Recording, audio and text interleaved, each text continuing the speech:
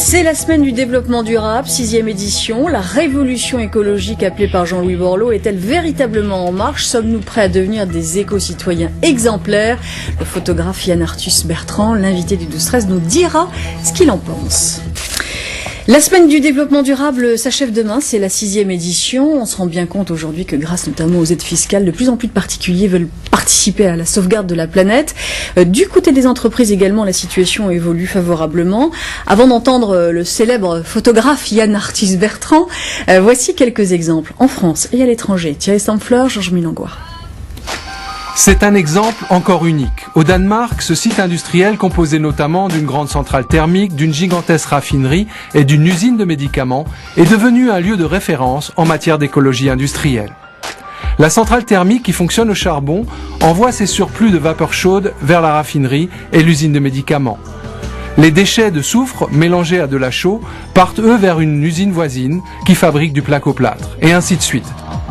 Des échanges de déchets, une trentaine au total, qui limitent la pollution et permettent une économie de 10 millions d'euros par an.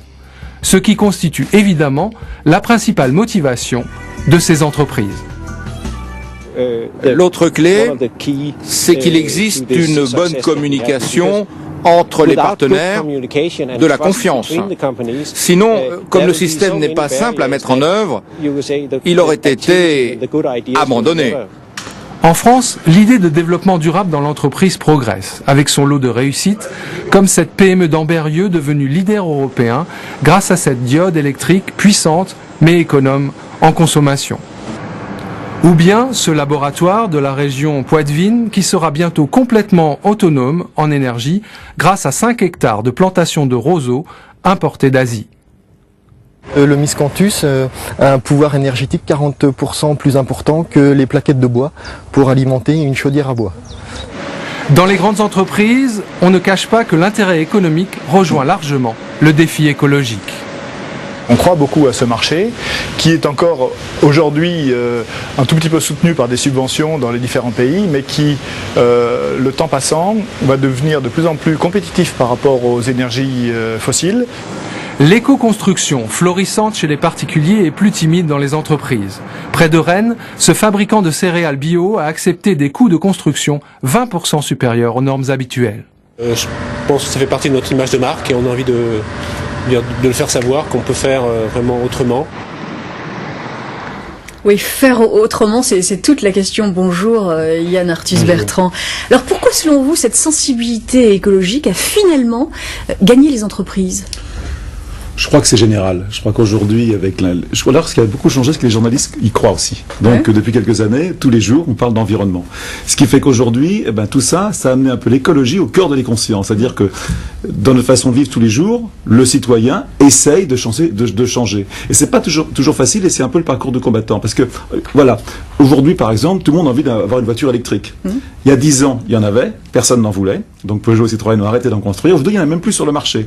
Aujourd'hui, les citoyens ont envie de savoir, par exemple, quand on achète un produit, d'où il vient. Vous savez la fameuse histoire du pot de yaourt qui a fait 9000 km pour arriver sur votre assiette. Eh bien, on a envie de le savoir. Les entreprises aujourd'hui n'ont pas encore mis les étiquettes. On a envie de savoir le poids écologique de ce qu'on achète. Oui, le consommateur devient de plus en plus exigeant, voilà. Ça devient aussi un business, l'écologie. Ça devient rentable pour les entreprises. C'est bien.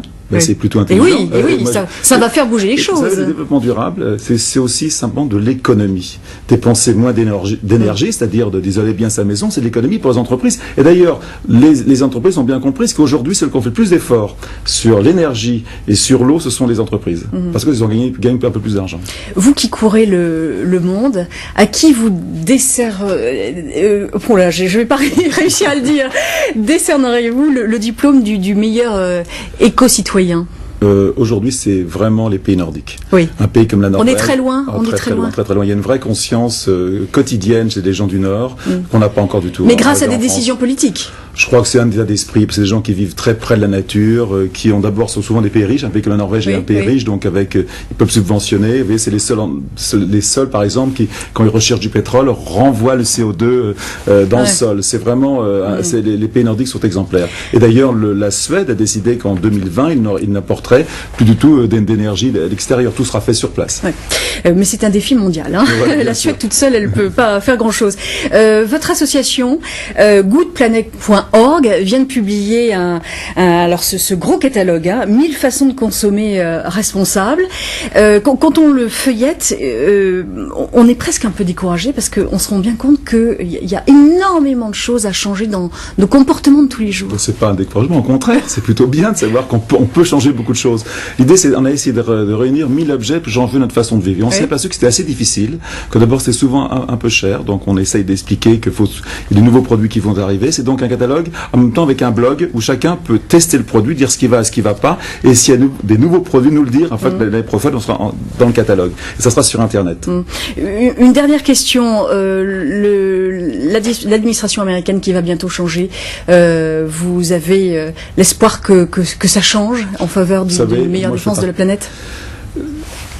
En un mot. En un mot, il ne faut pas toujours mettre le doigt sur les Américains. On a aussi beaucoup de choses à faire. Voilà. Merci beaucoup. Je rappelle que votre catalogue est publié aux éditions La Martinière. Merci beaucoup.